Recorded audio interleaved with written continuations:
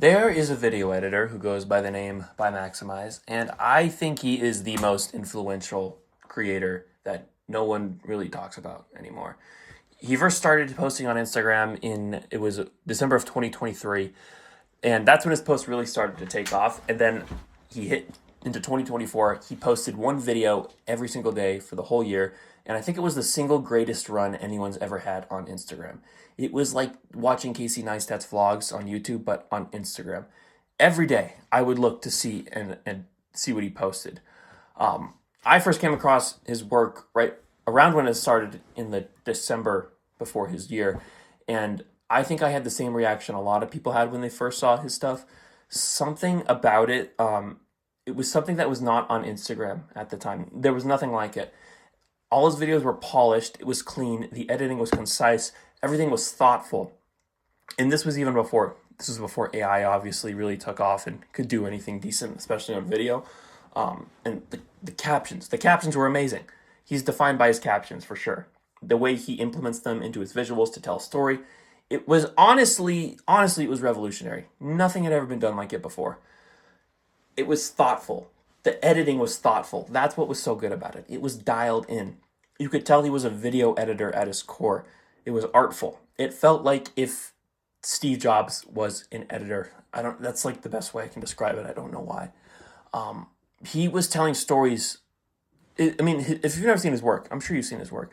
His videos are about motivation, and it's famous people's dialogue he puts B-roll over them, a good soundtrack under them, makes them like cinematic. And when I say it now, when I say that now, it sounds like I'm describing any other video you see on Instagram these days. But literally, that's where everything started. It started from him. No one was doing that at this time. No one was using B-roll, old B-roll of famous people that no one put in the work to do that. It's just crazy to think about. But really that's why it blew up so much and the way it did. It's pretty simple on the surface, especially as I look back through it now.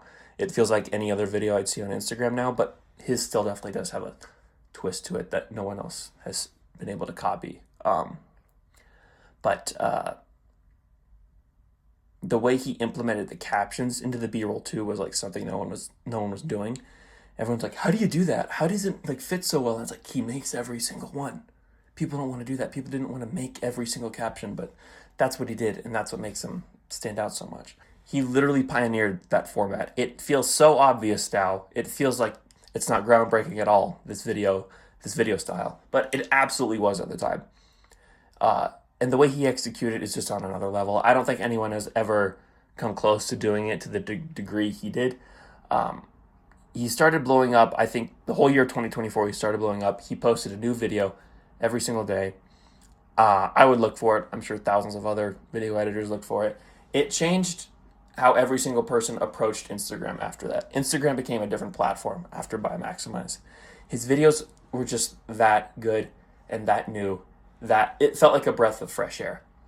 They were fun to watch. The storytelling was incredible. It did feel like you were literally watching a Casey Neistat vlog, but on Instagram Reels. You could actually tell I think his editing was inspired by Casey Neistat to a large degree, and other people. But he found something that I think a lot of video editors struggle with. That's the thing. He cracked a code that many purely video editors couldn't seem to crack at the time.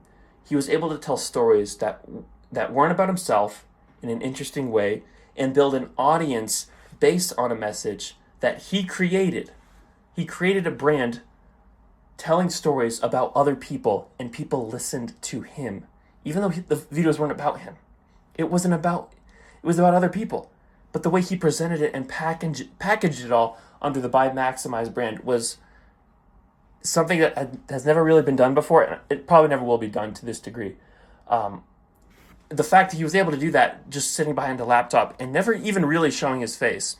He has a few dialogues that are him, but aside from that, he's not in the videos.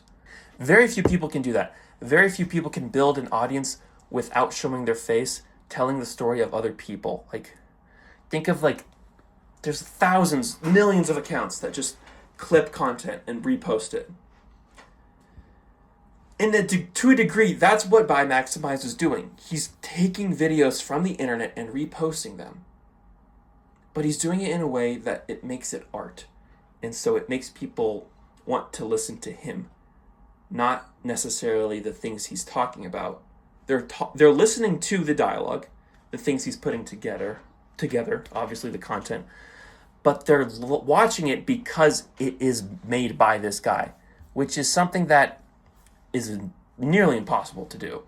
And the style changed how a lot of people started creating videos on that platform, on Instagram. It changed how short form is done as a whole. Using captions in an interesting way, building a brand outside on video editing. Every single Instagram reel now has captions integrated into the visuals, it seems, and the captions are treated as important as the visuals themselves. He made it a storytelling method in and of itself. And the way he did it, okay, so he has one video he made with skymography, which I think encapsulates his philosophy on captions very well. He talks about, in the video, they talk about how less is more. And this short form video, by the way, is probably the best short form video I've ever seen. I'm going to try to find it. But I'm not even exaggerating when I say that. It's about how less is more. And the idea is that just because you have less elements in a video, that doesn't automatically make it a better video. But the point is that the less elements, the less distractions, and the more you're able to show what you want your viewer to see. Less distractions equals more intentions. And with that, you're able to show your viewer exactly what you want to show them so you can better tell them a story. And I think that sums up basically how he makes his captions and his videos as a whole. The point I'm trying to get at with all this is that I think this guy pioneered short form content into what it is now. And no one talks about it. Literally everyone copied him. And the copiers copied the copiers. And it all rooted from this guy, from ByMaximize. I followed him like a hawk. I paid attention to what he was doing outside of ByMaximize. He made a course. He had an interview with Hunter Wise, I think is his name, which I listened to, or I dissected that. I considered it like my video editing Bible. This guy was literally my like inspiration for when I was making short form videos. He changed the way I think myself and a lot of people make videos, and I think he fell into this situation where he just stopped posting, probably because he got burnt out, but also probably because everyone was copying him. Everyone was copying his motivational videos, his methods, his storytelling approach, and it probably made everything feel saturated, honestly. But no one did it as good as him. People definitely took the steal like an artist framework to his work. People would change 1% of like what he did and make it their own way in some way, but you could always tell that everything came from him. And some people actually did create brands like him that I think are still operating today. And people were able to build like marketing agencies off of his video editing style. So just the saturation of the market probably it would be dismotivating to me. I think he saw everything that was happening. I don't know how you couldn't see everything that was happening. All the videos on Instagram, especially with short form, and how everything kind of came from him in a way. And he probably just got frustrated and was like, I just don't want to do this anymore. I mean, you can see like his videos. He stopped doing the whole fancy captions thing, I think, because it did become so saturated. It's all about the visuals. It's all about the storytelling. He stopped making it about the captions because everyone was making it about the captions, and it made it feel cheap and probably saturated. I can't use that word enough because I do think that's kind of what happened. But storytelling never goes out of style, and that was the point all along. It was never about the captions. It was about the storytelling behind the captions.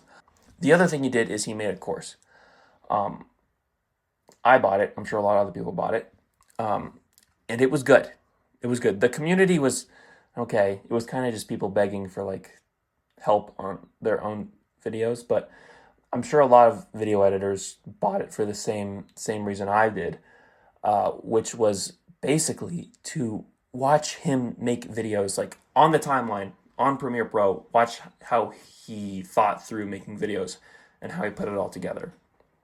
I use DaVinci. He uses Premiere, but I still learned so much just by taking that course and watching him talk through his decision making process as he's making videos. The best part of it by far was just seeing how he put the videos together. Like, it was so interesting to me. I always eat that stuff up, but especially when it's like coming from something like this.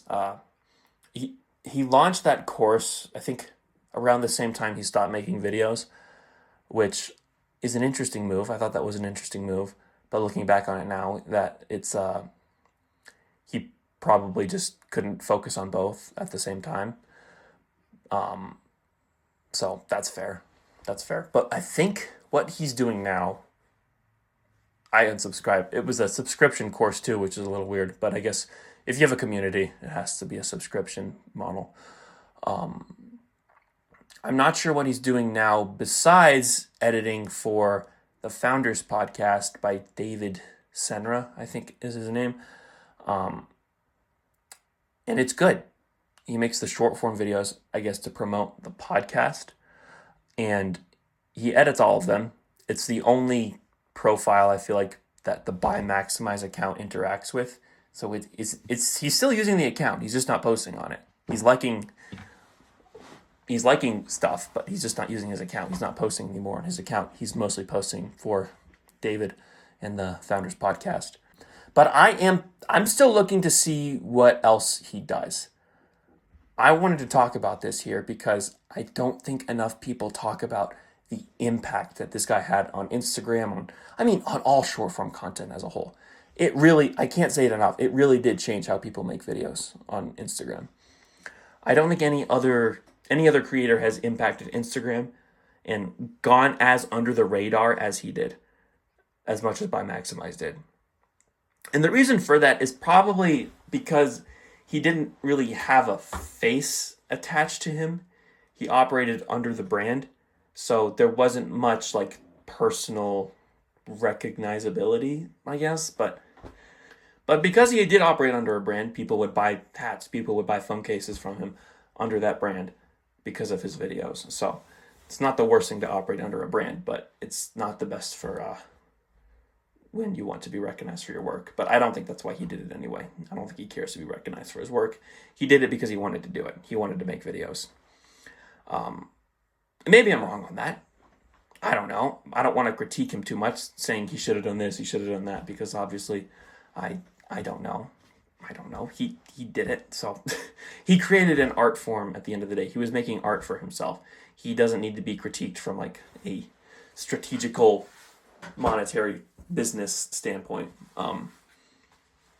But by far the best and most influential video editor that I think the short form content world has ever seen. And he is missed. He is missed. I hope he comes back at some point.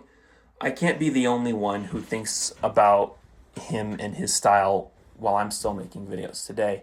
I would love for him to start making YouTube videos or some sort of podcast where he just talks about video editing and his experiences and what he's gone through to get where he's at now and what he's learned and what he's doing. Because it seems like every year there's a new style of video editing that takes over how people start making short form videos, especially on Instagram.